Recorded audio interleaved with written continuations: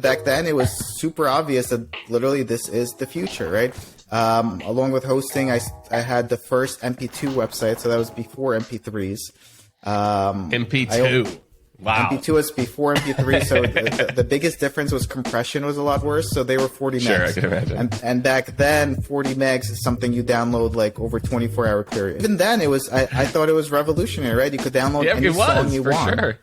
And then you keep it on a physical computer and play it whenever you want. And I remember even the teachers in school at the time were like, "This is silly. Who's going to sit on their computer and listen to music?" Right? There's definitely a big disconnect about all the potential I saw versus what other people were seeing. Obviously, in many ways, it was very hard to monetize on all of that at my age, right? I had contracts with companies to pay me for advertising, like, right? I had all these websites, and they would buy ad space, and then they would find out I'm like 13 years old, and they just wouldn't pay me because they knew legally the contract means nothing, right? So I had big brands that I would make deals with, and they would find out my age and then back out of it. So it was these days, I think the biggest change that I've seen is these days that's acceptable, right? These days, like 13, 14, 15, 16-year-olds starting a big business is acceptable. Like back then, it was